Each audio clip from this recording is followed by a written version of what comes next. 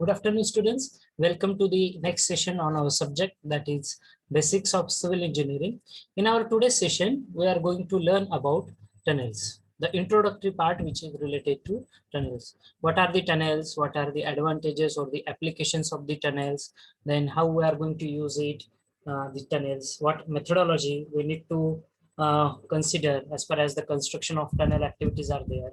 Okay, so that part we are going to discuss along with the shapes of the tunnels and all other part in our today's session, and then we will proceed for the next part, that is docks and harbor engineering. Okay, so let's take a recap of our previous session, which we have discussed in our previous session. So in our previous session, we have completed the part of dams and their types, correct? Dams and their types. That part we have completed. What is meant by a dam? It's a solid barrier which is constructed across a river or a river valley, correct? Which is used, or which is a special purpose is to store the water.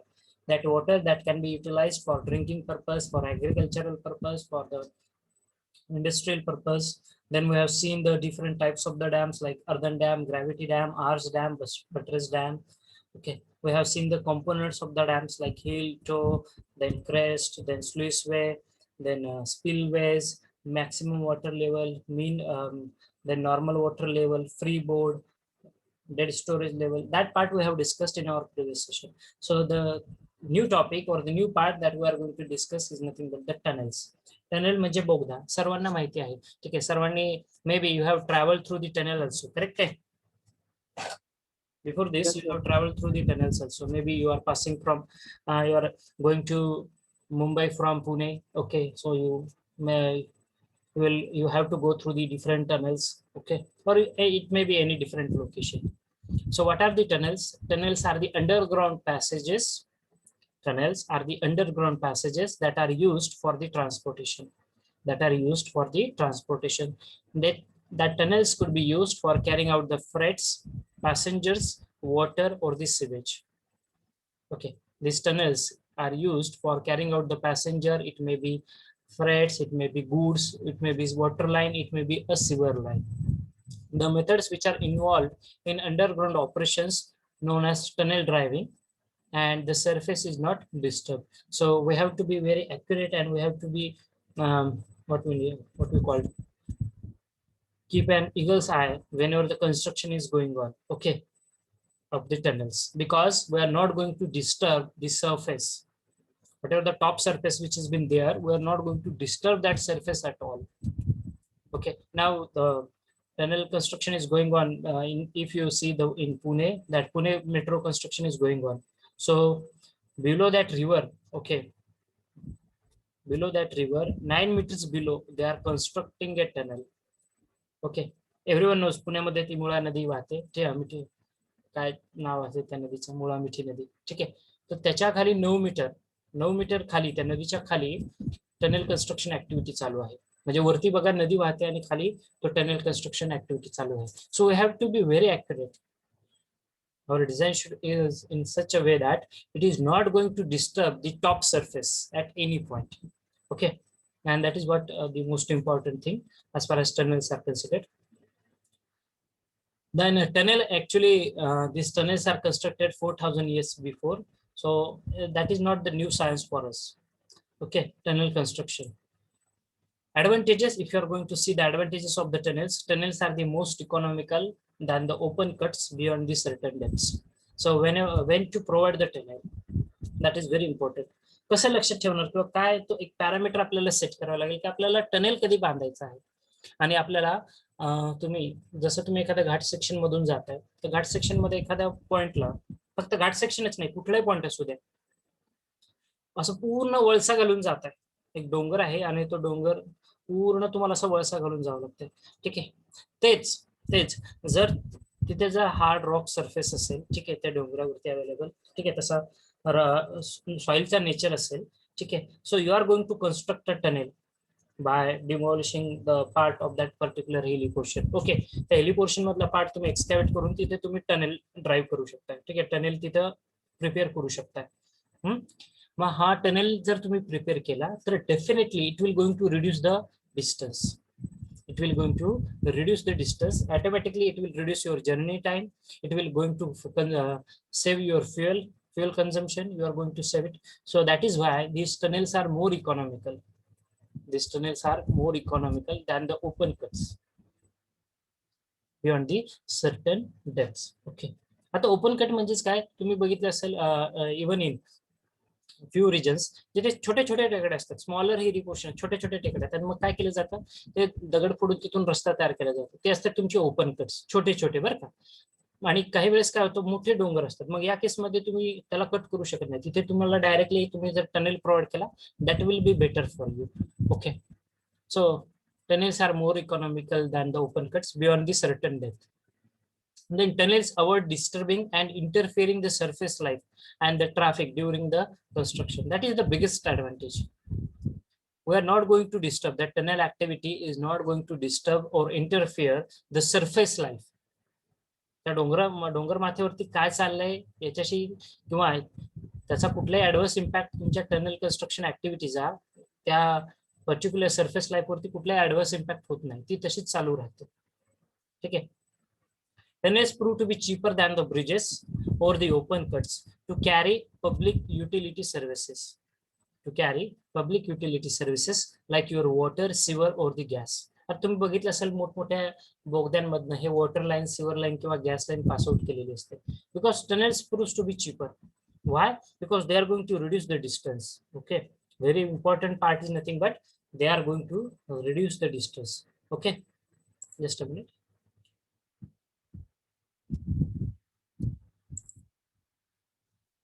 If the tunnels are provided with the easy gradients, the cost of hauling is also going to be decreased. Okay. Jar tunnel rather than providing it on a steep gradient, very gentle slope. Okay. खूप easy gradient आहे, फार काही तीव्र उतार नाही आहे किंवा तीव्र चढ आहे असं काही नाही, एक जेंटल स्ट्रेट अलाइनमेंट वरती आहे जास्तीत जास्त पार्ट त्या टनलचा. So we are going to it will save us the cost of hauling. Okay. जे काही मटेरियल तुम्ही एक्सकॅव्हेट करताय, कारण टनेल कन्स्ट्रक्ट करायचा म्हणजे तुम्हाला ते डोंगर पोखरावं लागणार आहे. ठीक आहे. ते डोंगरामध्ये रस्ता तयार करायचा आहे तुम्हाला. त्या डोंगराचा सॉइलचा जो पार्ट असेल, हार्ड सॉइलचा, तो तुम्हाला रिमूव्ह आउट करून टनेल बोरिंग मशीन तुम्ही बघितलं असेल मूवीज मध्ये वगैरे किंवा ऍक्च्युअली सुद्धा बघितलं असेल. एक टनेल बोरिंग नावाचं मशीन आहे आपल्याकडे, TBM ज्याला म्हटलं जातं. ठीक आहे. टनेल बोरिंग मशीन, हे मशीन यूज करतात टनेल कन्स्ट्रक्शनसाठी. हे मशीन यूज करून हे मशीन ते इन्सर्ट केलं जातं आतमध्ये त्या हिली पोर्शनच्या, आणि तिथे तो बोगदा तयार करण्यात येतो. ठीक आहे. मग जर तुमचं टनेल स्ट्रेट अलाइनमेंट वरती असेल जास्तीत जास्त पोर्शन, सो ते कन्स्ट्रक्शन ज्यावेळेस चालू असतं, ज्यावेळेस ते बोगदा तयार करतात, त्यावेळेस हे जी काही सॉइल निघते, जे काही रॉक मास बाजूला पडतंय, ते हॉलिंग करणं म्हणजे एका प्लेस पासून दुसऱ्या प्लेसवरनी ट्रान्सपोर्ट करणं किंवा अनलोडिंग करणं, हे सोपं जाईल.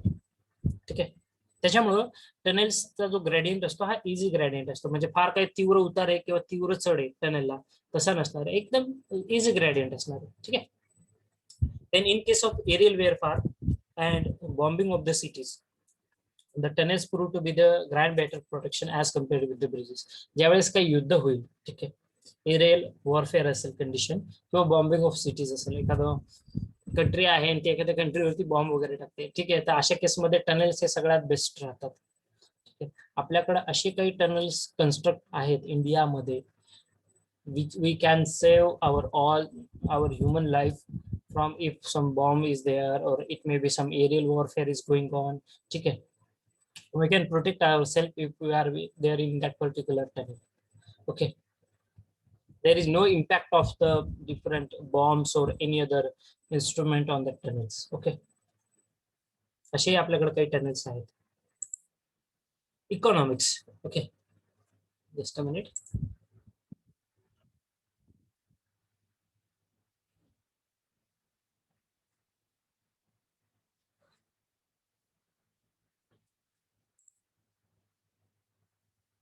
The economics of the tunnels, it generally depends on the relative cost of open tunnel versus tunneling some aspects. Okay. Open tunnels versus we need to consider the nature of the soil. We need to consider how the economics of the tunnel is there. ठीक आहे. नेमका tunnel construction साठी काय खर्च असला पाहिजे, कशा पद्धतीने त्याचं एक्सपेंडिचर असलं पाहिजे, त्याचं एस्टिमेट कशा पद्धतीने असेल, कुठल्या कुठल्या गोष्टी तुम्ही कन्सिडर करता. So we need to consider the nature of soil, very important. Whether that soil is a rock mass, hard mass, okay, एक चांगला कठीण दगड आहे त्या डोंगरावरती, ठीक आहे, किंवा एकदम भुसभुशीत माती आहे, ओली किंवा क्ले सॉइल आहे, कुठल्या टाईपची सॉइल आहे, nature of soil, particularly in deep cutting with the consequent sand slope and the volume of excavation. If the soil is a hard rock, then open cut could be of steep slope involving much less volume of excavation and may prove to be cheaper. Okay. Now, this economics of the tunnel is totally dependent on the nature of the soil, length, or the dimensions of your tunnel. Okay. Then available facilities at that particular site. So these things we need to consider whenever this tunnel activity is there. Okay.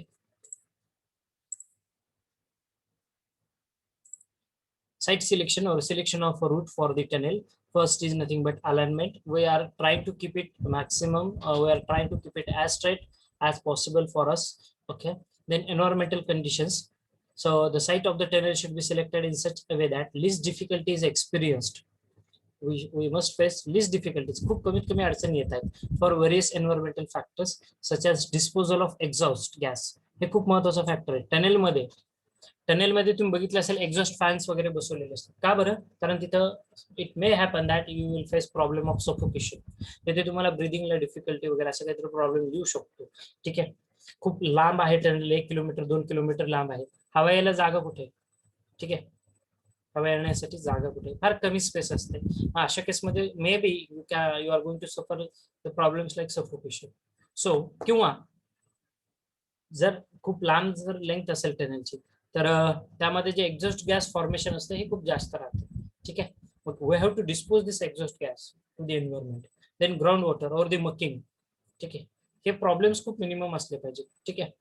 कुठेतरी water leak होत आहे, कुठेतरी soil एकदम weak आहे, असं चालत नाही. So environmental conditions we need to consider as far as tunnels are there. Then the drainage of tunnels, it is again very important. Okay.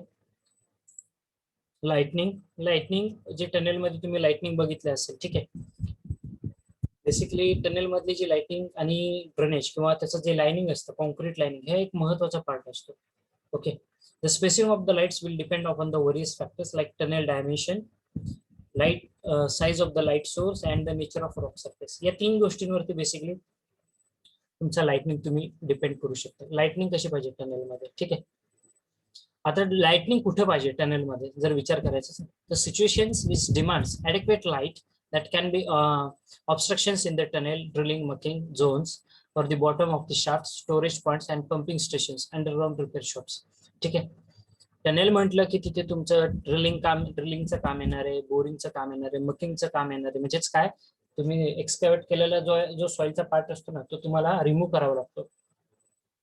मग तिथे कंटिन्युअसली लाईट असणं आवश्यक आहे. किंवा पंपिंग स्टेशन्स, कारण पाणी जर बोगद्यामध्ये पाणी शिरले ते तुम्हाला पंप आउट करून बाहेर टाकावं लागतं. मग यासाठी लाईटची रिक्वायरमेंट असणं किंवा लाईट तिथे असणं अति आवश्यक आहे. आणि ते कशावरती डिपेंड आहे, कुठले कुठले फॅक्टर्स आपण कन्सिडर करतोय. एक तर टनेलचे डायमेन्शन, त्यानंतर साईज ऑफ लाईट सोर्स कशी आहे, नेचर ऑफ रॉक सरफेस, तुमच्या टनेलमध्ये जो काही रॉक अवेलेबल आहे, the nature of that rock surface. Okay. Then the common types of the lights used in the tunneling work are acetylene gas lightning, electric lightning, and the lanterns. Okay, these are the some types of the lightnings that we have. So as you can see, this lightning is there, tunnel lightning, shafts and mucking. The shafts are used for the ventilation after the construction of the tunnels. Okay, they are also useful to accommodate the pipe of fans during the construction work. As you are going to see, shafts are there. ठीक आहे. त्या tunnels मध्ये shaft दिसतील तुम्हाला. Shafts कशासाठी असतात, basically for the ventilation purpose. ठीक आहे. मकिंग, आता मकिंग म्हणजेच काय, तर ड्रिलिंग करतोय, त्यानंतर ती सॉइल एक्सकॅव्हेट केली जाते, त्यानंतर ती एका ठिकाणी डंप करण्यात येते किंवा ती अनलोडिंग करण्यात येते. ठीक आहे. So in case of tunnelling through the Roxx, the blasted Roxx or the earth has to be removed from the tunnel, and this process we called it as a mucking. ठीक आहे, जे मी तुम्हाला सांगितलं sir. आता ventilation कसं करतोय आपण tunnels मध्ये, ब्लोईंग आणि एक्झॉस्ट अशा 2 मेथड्स आहेत. ब्लोईंग मेथड मध्ये काय करतोय, in this method the fresh air is forced by a fan through a pipe and is supplied near the face. This method has the advantage that the positive supply of fresh air is guaranteed where it is required. ठीक आहे. एक pipe लावतोय ज्यातून fresh air ही release होते आणि it is supplied near the face. जे टनेलची opening असेल त्या ठिकाणी तुम्ही हे करू शकता. एक्झॉस्ट मेथड मध्ये काय, in this method the fall air is pulled out through a pipe, म्हणजे जो दूषित गॅस तयार होत आहे, ठीक आहे. आता तुम्ही बघितलं असेल, पूर्ण जर 1 किलोमीटर बोगद्यामध्ये ज्यावेळेस तुम्ही प्रवास करताल, ठीक आहे, सुरुवातीला काय वाटत नाही जिथे ओपनिंग आहे. जसं तुम्ही आतमध्ये जाताल, ठीक आहे, जसं तुम्ही आतमध्ये जाताल, एकतर ह्युमिडिटी, एन्व्हायरमेंटल कंडिशन्स याचा इम्पॅक्ट होत असतो. तिथे जे काही गॅस जनरेट होत आहे, तो जो एक्झॉस्ट गॅस जनरेट होते यावरती. So we have to pull out, we have to remove this exhaust gases, unwanted gases which are not good for our human health. So we have to remove this fall air. We can pull out through the pipe. कसं remove करतोय? Through the pipe, and it is exhausted by the fan, that is your exhaust fans. This sets up a current of fresh air to enter the tunnel. Okay, this method has the advantage that the fall air is kept out of from the working plus. आपल्या घरामध्ये असतो बघा, kitchen मध्ये तुम्ही बघितलं किंवा मोठमोठ्या हॉटेल्समध्ये एक्झॉस्ट फॅन बसवलेले असतात. काय पर्पज आहे? जो तेलकट वगैरे जे काही तळण चाललेलं असतं त्याचा वास असतो, ठीक आहे, स्मेल येतो आपल्याला, आणि हा धूर बाहेर पडण्यासाठी हे एक्झॉस्ट फॅन्स बसवलेले असतात, ठीक आहे. लाइनिंग खूप महत्वाचा पार्ट आहे टनेल मध्ये. लाइनिंग, कारण इंटरनल जो पार्ट असतो टनेलचा, तुम्ही बघितलं असेल त्याला लाइनिंग केलेलं असतं कॉन्क्रीटचं वगैरे. जर लाइनिंग नाही केलं आणि आहे ते दगड जसेच तसे जर ठेवले, ठीक आहे, किंवा जो सॉइलचा मास असेल जसंच तसं ठेवलं, काय होईल रे? It may happen that water which comes on the top surface will percolate through that. So the lining will be required in practically to all the tunnels to give a finishing touch, very important, to the tunnel cross section. मग कुठले कुठले material तुम्ही वापरता lining साठी? The most common materials used for lining are the stones, bricks, cement, concrete, then rubber और the precast pipes. Okay. Size and shape of the tunnels, it is actually the size and shape of the tunnel is totally dependent on its utility. म्हणजे तुम्ही कशा पद्धतीने वापरणार आहात, कुठल्या purpose साठी तुम्ही तो वापरणार आहात, ठीक आहे. Cross section, as you can see, maintenance of the railway tunnels we are not going to discuss. So this is all about the introductory part which is related with the tunnels. I hope you are getting this. If you have any doubt, please you can unmute yourself. I will give you 2 minutes to discuss with me so that we can proceed for the next part, that is docks and harbors. Any doubt to anyone regarding the tunnels? Any interesting thing that you are you are eager to listen from me? Can you tell me some examples of the tunnels that you have traveled or you have missed? You have completed your journey by passing through such tunnels. महाराष्ट्रातल्या काही example तुम्ही सांगू शकता tunnels बद्दलचे?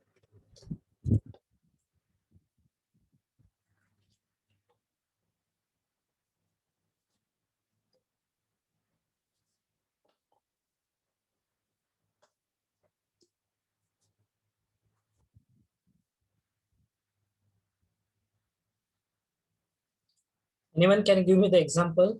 बघितलंय कधी tunnels वगैरे, travel केलंय tunnels through? I'm expecting some response from your side. Sir, Pune to Bombay. Yes, Pune to Bombay. There are around 8 tunnels. Okay, 8 बोगदे आहेत पुणे टू बॉम्बे, पण ते छोटे छोटे आहेत, एवढा स्पॅन मोठा नाहीये त्याचा, ठीक आहे. अगदी 300 मीटर 500 मीटर असा स्पॅन असेल, त्यापेक्षा फार मोठे नाहीयेत आय थिंक सो, ठीक आहे. एखाद दुसरा असेल मोठा. Any other? Here in southern Maharashtra, महाराष्ट्राच्या साऊथ रिजन मध्ये, इकडे Kolhapur, Sangli, Satara, Solapur.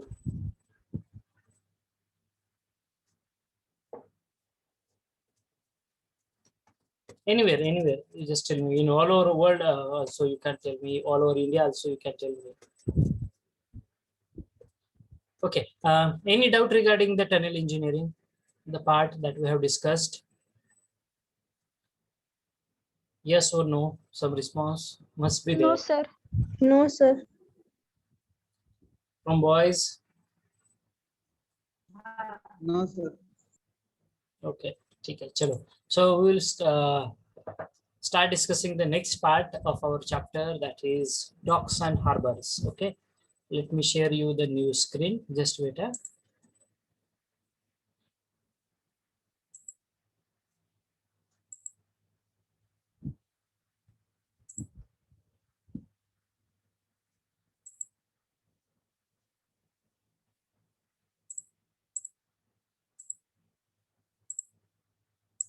Okay, now the screen is visible to everyone.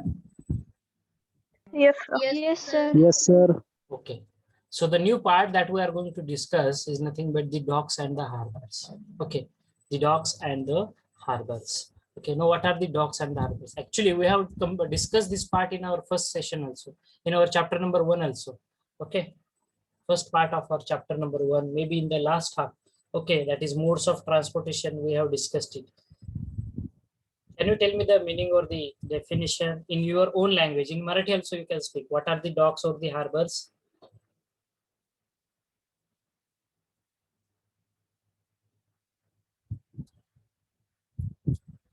Can you tell me?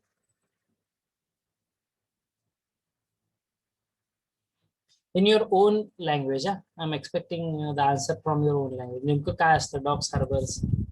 यापूर्वी आपण डिस्कस केलेलं बघा. मराठीत सांगितलं तरी चालेल.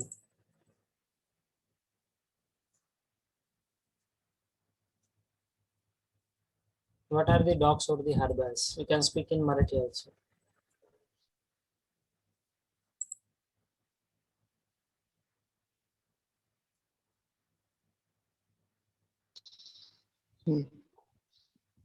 डॉक्स म्हणजे रिपेअर शिप्स रिपेअर करण्याचं ठिकाण. ओके, डॉक्स म्हणजे जिथे शिप रिपेअर होऊ शकतात. Okay, very good. हार्बर म्हणजे ते कंटेनर ते लोड करतात ते. Okay okay, very good.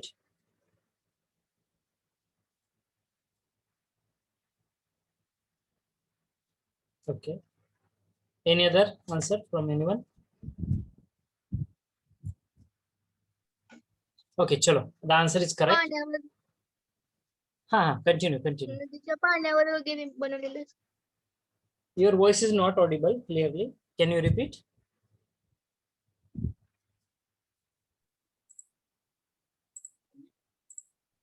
पाण्यावर बनवलेलं असतं. Okay. So the docks. First we will discuss it and then we will discuss with the rest part. All answers are correct. Good. You are trying very well. So the docks are nothing but the enclosed area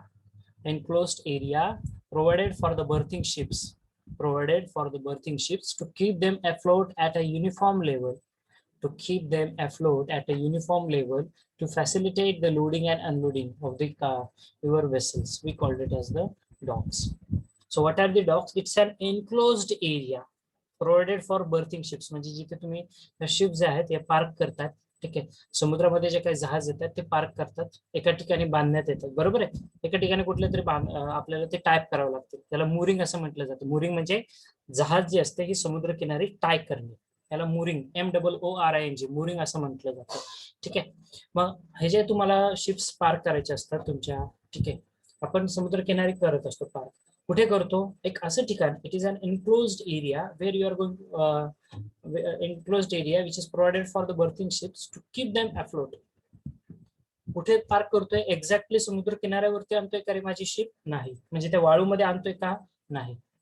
we are going to keep that particular ships or the vessels at such place so that they will remain in floating conditions. म्हणजे त्या पाण्यावरतीच तरंगत राहतील, परंतु त्या किनाऱ्यावरती, किनाऱ्यालगतचाच भाग, ठीक आहे, किनाऱ्यालगतचाच भाग, परंतु तो पाण्यामध्ये असणार आहे. पाण्यावरतीच तुमची जी जहाज असेल ती टाय केलेली असेल, ती तरंगत असेल.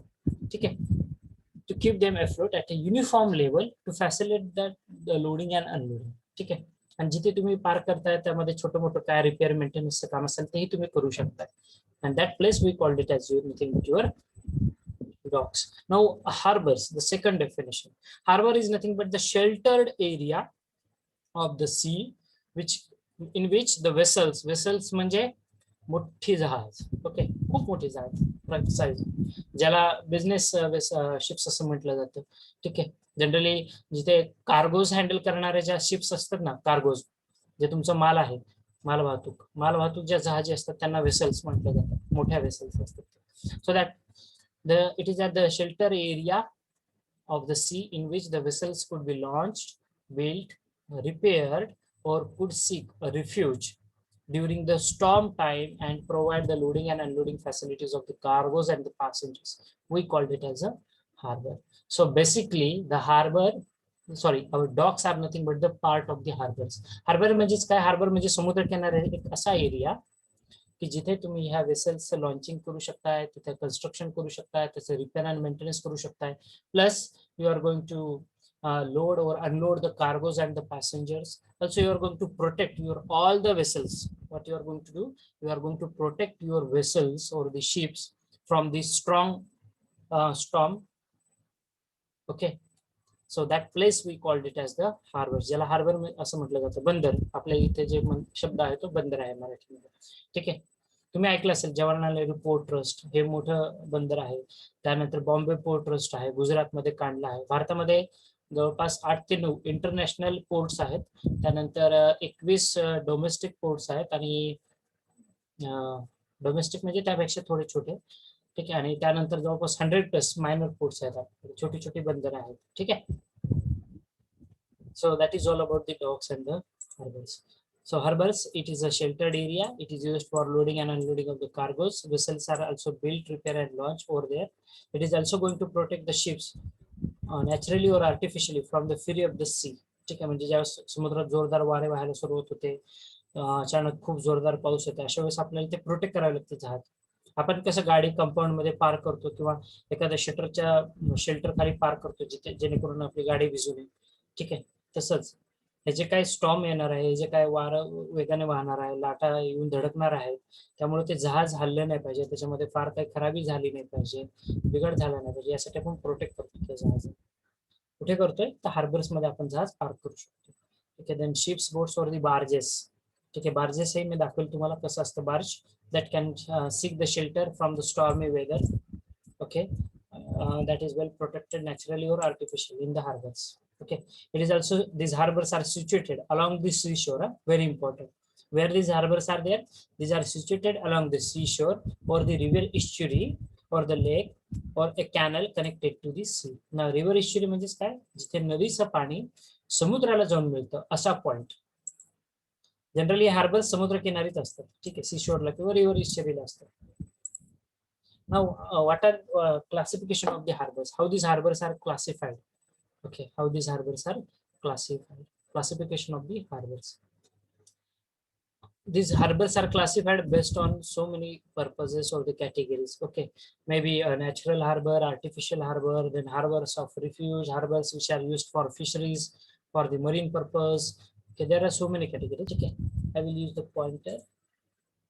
Yes. Okay, so this portion is nothing but the artificial harbor. Okay, here तुमचा artificial harbor आहे.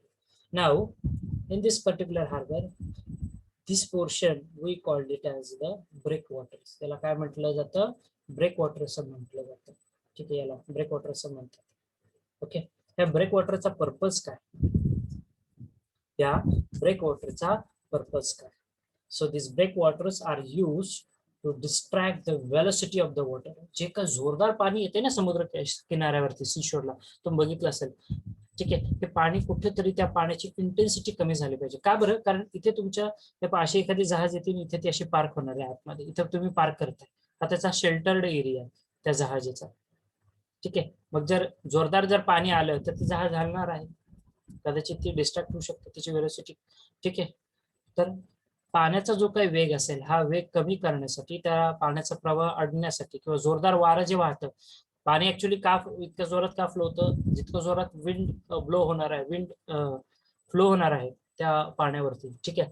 तितक्या जोरात तितक्या मोठ्या प्रमाणात लाटांची निर्मिती होती किंवा तो लाटा समुद्रकिनारी येऊन धडकतात. बरोबर आहे. मग जर तुम्ही त्या लाटांचा वेग जर कमी करायचा असेल तर त्याचा प्रवाह तुम्हाला डिस्टर्ब करावा लागतो. आणि तो कसा करताय? By constructing this breakwaters. याला म्हटलं जातं breakwaters. Okay, I hope you are clear with this definition. Natural harbours which are prepared by nature itself. ठीक आहे. नॅचरली ते तयार झालेले आहेत. See, this is the natural harbour. Okay, as you can see, this is the sea area. Okay, हे समुद्र आहे, and this is the natural harbor that we have. Now you tell me where the velocity of the water which is at this location, see the pointer which I'm scrolling, the velocity of the water at this location and the velocity of the water at this location, will it remain same? No sir. No. Why? Because here the water is get obstructed. there is obstruction in the flowing of the water. Correct आहे. त्याचा जो flow आहे त्या वॉटरचा त्याला obstruction आहे, खूप सारे अडथळे आलेले आहेत. आणि इथं ते पाणी शांत आहे, त्याचा वेग हा तेवढा नसणार आहे जेवढा तो इथे असणार आहे. बरोबर आहे. आणि हे नॅचरली कन्स्ट्रक्टेड हार्बर्स आहेत, डोंगरदार आहेत अशा. ठीक आहे, तुम्ही बघितलं असेल आपल्याकडे असे खूप हार्बर्स आहेत, नॅचरल हार्बर्स आहेत, सेमी नॅचरल आहेत, आर्टिफिशियल सुद्धा हार्बर्स आहेत मानव निर्मित. ठीक आहे. सेमी नॅचरल हार्बर्स विशाखापट्टणम म्हणजे काही पार्ट हा मानव निर्मित आहे आणि काही पार्ट हा नॅचरली कन्स्ट्रक्टेड आहे, नॅचरली ओकर आहे तो. तसंच see this is one harbour. ठीक आहे, हे एक छान पिक्चर आहे, तुम्हाला अजून क्लिअर आयडिया. हे असतात ब्रेक वॉटर्स. हा तुमचा सगळं harbour area. This is your total harbour. See the pointer which I scrolling. हा पूर्ण हार्बर आहे. ठीक आहे. ही जहाज बघा असेही येणार आहे आणि इकडे आतमध्ये इथे कुठतरी ती पार्क होईल, किंवा इथे कुठतरी पार्क होईल, किंवा इथे कुठतरी पार्क होईल, किंवा इथे कुठतरी पार्क होईल. ठीक आहे. मग हार्बरचाच एक पार्ट असतो डॉक्स. डॉक म्हणजेच एक हार्बरचा पार्ट, जिथे तुमच्या डॉक मध्ये दोन प्रकार असतात. एक असतं वेट डॉक आणि दुसरं असतं ड्राय डॉक. ठीक आहे. वेट डॉक मध्ये लोडिंग आणि अनलोडिंग होतं कार्गोचं. ठीक आहे, किंवा पॅसेंजर्सचं, म्हणजे त्यांची देवाणघेवाण किंवा चढ उतरण केली जाते. आणि वेट डॉक ड्राय डॉक मध्ये त्या हार्बर्स म्हणजे त्या जहाजाला जर काही रिपेअर आणि मेंटेनन्सचं काम असेल तर त्या ठिकाणी ते जहाज तिथे नेलं जातं, ड्राय डॉक मध्ये नेलं जातं. ठीक आहे. वेट डॉक मध्ये लोडिंग आणि अनलोडिंग ते पाण्यामध्येच असतो ड्राय डॉक. वेट डॉक मात्र कोरड्या प्लेसवरती असतो. ठीक आहे, म्हणजे जिथे पाणी नाही अशा ठिकाणी तो कन्स्ट्रक्ट केला जातो. ठीक आहे, somewhere may be in the harbour area only. ठीक आहे. So these are the breakwaters. बघा, हे ब्रेक वॉटरने पाणी इथं चाडलं जातं. हे बघू शकताय तुम्ही असं पिक्चर मध्ये, पाणी इथं चाडलं जातं. मग पाण्याचा इकडे या बाजूला जो वेग असणार आहे तो या आतल्या बाजूला असेल का? निश्चितच पण नाही. आणि इथे तुम्ही काय करताय, तुमची जहाज पार्क करताय. ठीक आहे, एक्झॅक्टली किनाऱ्यावरती घेतली कारण मी नाही. ठीक आहे. So this is one kind of harbour, semi natural harbour आहे. त्यानंतर आहे harbours of refuge. Okay. Now, what is the meaning of the word harbors of refuge? These harbors of refuge are used in the ships in storms or in the emergency condition. Can you tell me the meaning of this word refuge? काय idea आहे का? बघा, refuse असा शब्द ऐकलाय का कधी यापूर्वी? कधी काय स्ट्राईक होते तुम्हाला? रिफ्यूज हा शब्द ऐकलायच ना? पिक्चर पाहता सर्वजण? हॅलो. सर, माणसांची देवाणघेवाण करायला रिफ्यूज म्हणतात. माणसांची जो देवाणघेवाण करतात त्याला रिफ्यूज म्हणतात. बरं, ठीक आहे. मी जो प्रश्न विचारला, have seen movies? Everybody seen. I think असं कोणी विद्यार्थी नसेल जो पिक्चर पाहत नसेल. ठीक आहे. There is one movie whose lead actor is Abhishek Bachchan and the name of that picture is Refugee. Okay, Refugee नावाचा एक पिक्चर आहे आपल्याकडे. ठीक आहे. बऱ्याच वेळेस हा प्रश्न आपल्या डोक्यात मध्ये आलाच नसेल कधी, या पिक्चरला असं टायटल का दिले बरं, refugee refugee refugee? Actually refuge हा एक इंग्लिश वर्ड आहे. ठीक आहे. त्याचा अर्थ काय होतो, तर सुटका करणारा. ठीक आहे. अडचणीत किंवा संकटात सापडलेल्या माणूस असेल किंवा जहाज असेल, जे काय असेल त्यांची सुटका करणारा माणूस, त्याला रेफ्युजी असं म्हणतात. जे rescue operation basically rescue operation मध्ये काढतो, लोकांना संकटातून बाहेर काढतो, एखाद्या अडचणीतून बाहेर काढतो. ठीक आहे. तसंच हार्बर्स ऑफ रिफ्यूज म्हणजेच काय? So these are specially harbors which are used only for the ships. Protection. Yes, for the ships which are in storms. एखाद्या वेगवेगळ्या जहाज, कदाचित मच्छीमार हे समुद्रामध्ये गेले असतील. ठीक आहे, मच्छीमारीसाठी, आणि त्यांचं जहाज अचानक एखाद्या वादळात अडकलं. जोरदार वादळ निर्मिती झालेली समुद्रात. आपण वेदर कंडिशन्स कधीच प्रिटेंड करू शकत नाही की वारं कसं असेल. ठीक आहे. हा, नेव्हल बेसवरती तुम्हाला तिथल्या वेदर कंडिशन्स बद्दल पूर्णतः माहिती दिलेली असते की समुद्रात सध्या वारं खवळलेलं आहे किंवा लाटांची उंच निर्मिती होत आहे. अशा वेळेस मच्छीमारांनी जाऊन हे क्लिअरली सांगितलेलं असतं. पण अचानकपणे, ठीक आहे, वातावरण चांगलं होतं पण अचानक जोरदार पावसाला सुरुवात झाली किंवा अचानक वाऱ्याचा वेग वाढत चाललाय, मग अशा केसमध्ये जर एखादं शिप किंवा एखादं वेसल हे जर तिथे अडकलं समुद्रामध्ये, so in the storms, so this harbours of refuge will help us. Okay. त्यांचं रेस्क्यू ऑपरेशन हे इथून करण्यात येतं. म्हणजे इथून या हार्बर्स मधून काही तिथे शिप्स पाठवले जातात आणि मग त्यांचं रेस्क्यू ऑपरेशन तिथे ते करू शकतात, और इन इमर्जन्सी कंडिशन ऑल्सो. ठीक आहे. त्यानंतर commercial harbours, basically these are used for the loading and unloading of the cargoes. Okay, as you can see, this is one picture of Jawaharlal Nehru port trust. हा, ठीक आहे. JNPT पोर्ट ट्रस्टचं एक picture म्हणजे एक picture आहे. It may be of Kandla port, but I think as per my knowledge it is of JNPT port. Okay.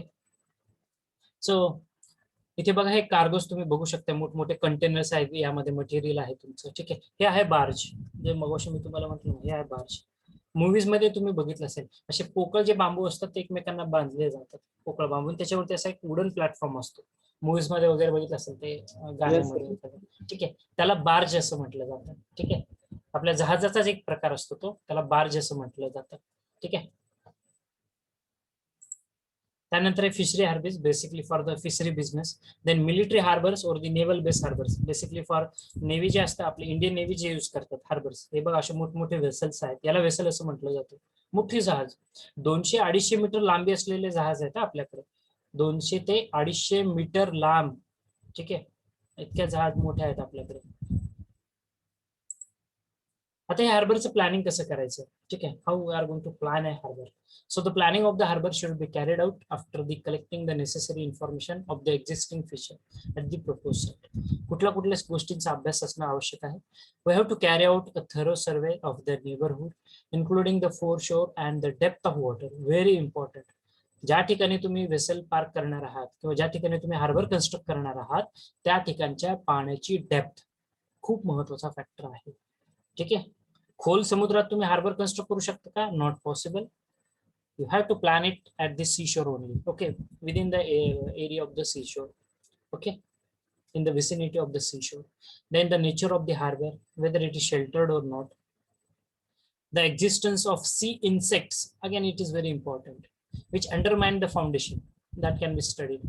नुसतं harbour बांधून उपयोग नाही. हार्बर बांधायचं असेल तर त्या समुद्र किनारी ज्या ठिकाणी तुम्ही ते हार्बर कन्स्ट्रक्ट करणार आहात, तिथे काही सी इन्सेक्ट्स आहेत का, की जे तुमच्या कन्स्ट्रक्शन ऍक्टिव्हिटीला डॅमेज करू शकतात. बघा, एक तर महत्वाची गोष्ट म्हणजे सिल्ट अक्युमुलेट होतं. हे खूप मोठा प्रॉब्लेम आपण फेस करतोय सध्या समुद्र किनारी, सिल्ट अक्युमुलेशन. ठीक आहे. आणि दुसरं आहे सी इन्सेक्ट्स. ठीक आहे. जे तुमच्या कन्स्ट्रक्शनला, त्या फाउंडेशनला डॅमेज करू शकतात. ठीक आहे. So the problem of silting or the erosion of the coastal line should be studied very carefully. As I told you, this is the biggest problem that we are facing, erosion of the coastal lines. ठीक आहे. To ascertain the characteristics of the grounds, boring and the sounding, that should be again taken. To know the probable surface conditions on the land. कुठल्या लँडवरती तुम्ही harbour construct करणार आहात. समुद्र किनाऱ्याची माती बघितली आहे का तुम्ही? हातात घेतली का माती? कशी असते रे? एकदम स्टिकी असते का? क्ले सॉइल आहे का ती? समुद्र किनाऱ्याची माती असते, क्ले सॉइल असते का ती? नो. नो. कशी पद्धत, कसं आहे सॉइलचं नेचर सांगू शकताय? मराठीत सांगा.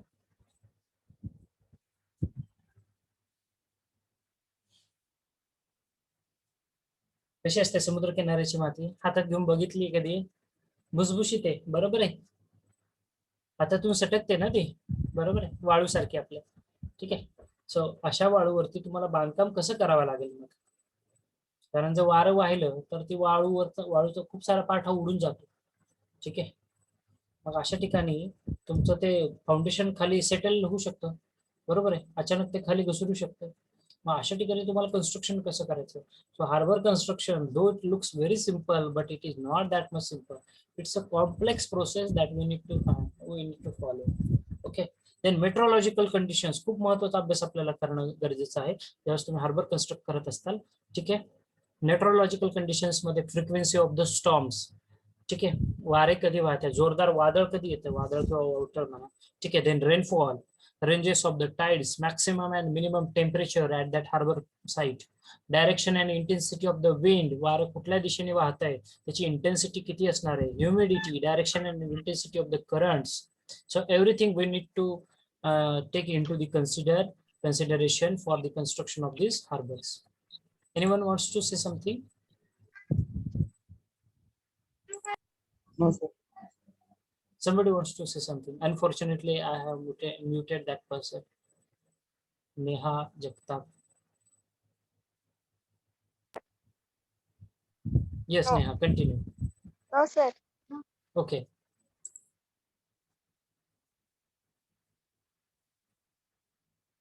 Okay. Then requirements of good harbors. काय requirements असल्या पाहिजे तुमच्या हार्बरच्या? The depth of the harbor should be sufficient for every type of visiting ships. The bottom of the harbor should provide the secured anchorage. See the very important word. The bottom of the harbor should be provide secured anchorage to hold the ship against the winds.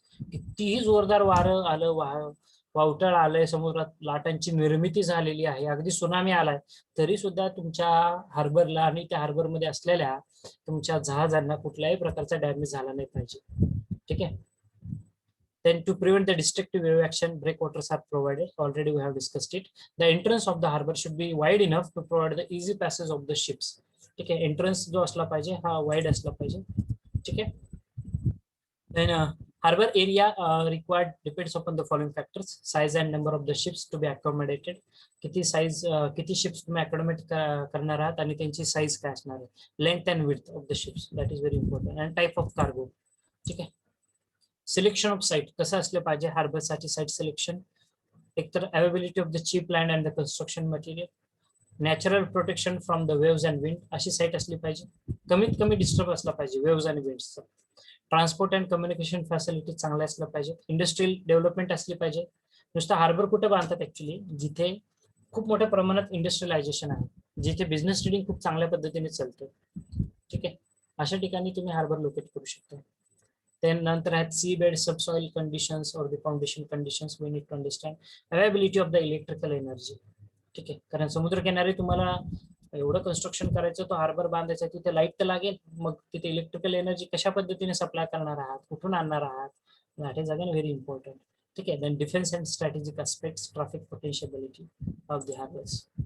Features. Now we will discuss some of the components of the harbors. Breakwater already we have studied. ठीक आहे. Breakwaters, these are the structures which are constructed to protect the harbors from the effect of wind which is generated by reflecting or dissipating their force. It also helps us helps to use the area thus enclosed as a safe anchorage for the ship. चांगल्या पद्धतीने बांधण्यासाठी किंवा एकाच ठिकाणी ठेवण्यासाठी ब्रेकवॉटर्स use करतात. ठीक आहे.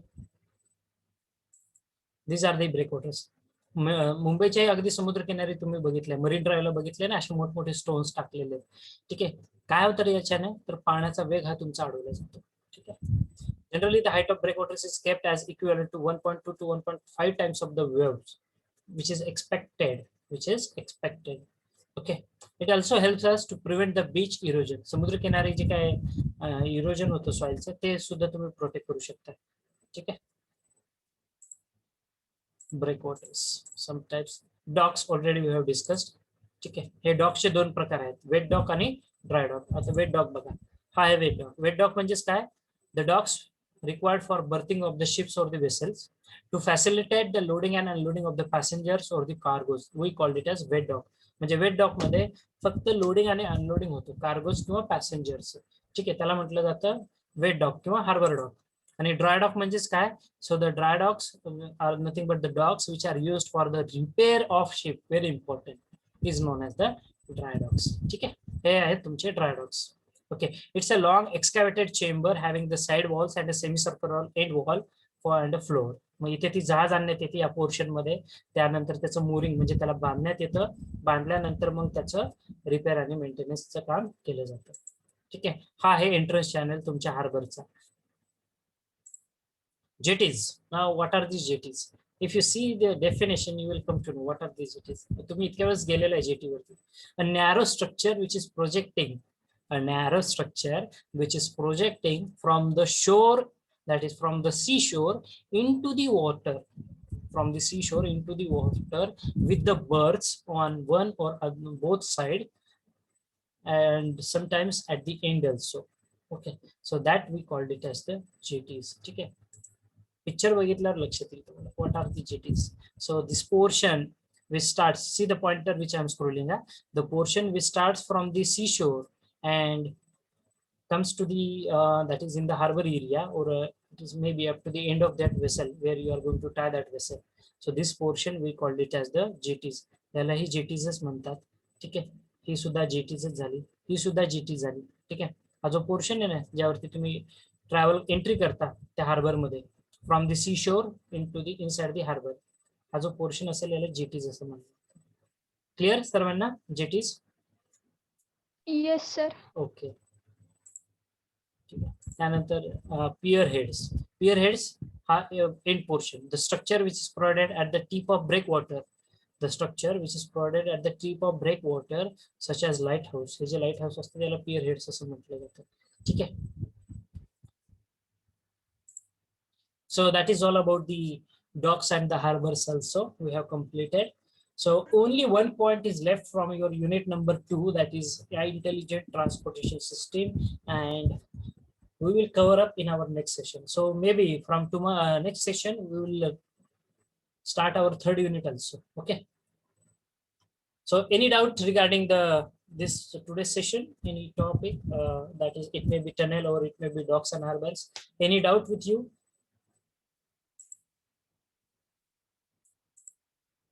Dear students, don't left the meeting because I have not taken your attendance till time.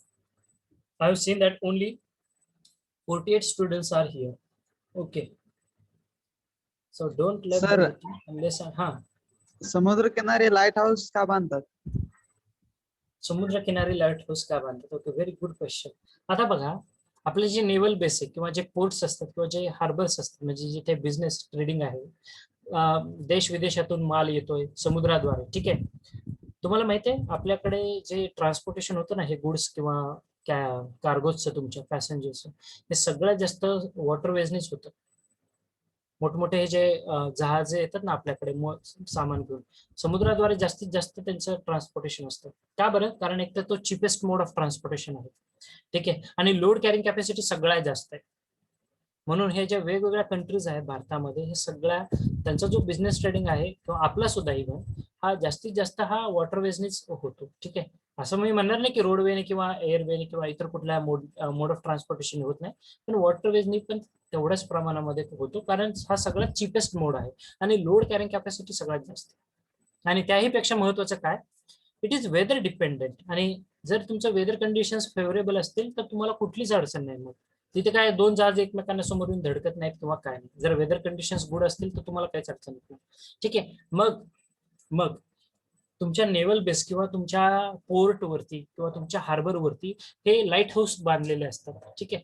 हे लाईट हाऊसचा मेन पर्पज काय, सगळ्यात महत्वाचा पर्पज आहे ते आयडेंटिफाय करणं. संध्याकाळी रात्रीच्या अंधारामध्ये जे काही शिप्स किंवा वेसल्स येत आहेत किंवा त्या कुठेतरी अडकल्यात, ठीक आहे, तर अशा शिप्स किंवा वेसल्स त्या आयडेंटिफाय करण्यासाठी हे लाईट हाऊसेस बांधतात. आता या लाईट हाऊस मध्ये अजून एक त्याला हे म्हणतात, I just forgot the name of that instrument. ठीक आहे. एक चेन आणि एक असे हे असते बघा, स्टील केज. तुम्ही मे बी मूवीज मध्ये वगैरे बघितले असेल. ठीक आहे. इंग्लिश मूवीज मध्ये बऱ्याचशा तुम्ही बघितले असेल. एक स्टील केज आणि ती एक चेन असते. ठीक आहे. तशी टाय केलेली असते, पाण्याच्या आतमध्ये असते, ती तुम्हाला वरतून दिसणार नाही. ठीक आहे. तर हे काय असतात, तर ते ज्याला आय थिंक बलून्स बवर्णच काहीतरी शब्द आहे, तो ते टिपिकल नाव आहे त्या इन्स्ट्रुमेंटला. ठीक आहे. तर ते काय इंडिकेट करतात, दॅट विल हेल्प अस रात्रीच्या वेळी अंधारात एखादं जर जहाज येत असेल तर ते जहाज त्याला योग्य रस्ता दिसावा त्या हार्बर वरती येण्यासाठी, यासाठी हे लाईट हाऊसेस असतात. ठीक आहे. Anyone wants to say any other doubt to anyone?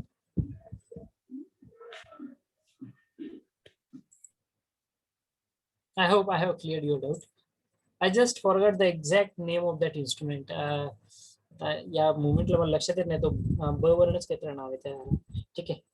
असं स्टील केजेस असतात आणि त्याला ती लोखंडी चेन असते, 30-30 मीटर 50-50 मीटर असे लांब असतात. ठीक आहे. तर ते जहाजाला ऍक्च्युली ते मार्ग दाखवण्यासाठी असतं. आणि हे लाईट हाऊसने सुद्धा. ठीक आहे. रात्रीच्या अंधारात, कारण समुद्रामध्ये काय कुठे लाईट नसणार, बरोबर आहे. मग तुम्हाला कसं कळणार की बाबा मी आता मुंबईच्या समुद्र किनाऱ्यावरती निघालोय, मला मे बी कांडला पोर्टला जायचं, सुरत गुजरातमध्ये. ठीक आहे. मग मी जवळ जाण्यासाठी, म्हणजे ज्यावेळेस मी त्या पोर्ट जवळ येईल, मला कसं कळणार मी कुठे आहे. तर यासाठी हे लाईट हाऊसेस हेल्पफुल राहतात. ठीक आहे. त्याच्यावरून कळतं की आपलं yes, here is the direction that we have to go. Okay. Actually ते एक आयडिया देतात, तुम्ही रस्ता चुकवू नये, थोडक्यात. समजल्या? Hello hello.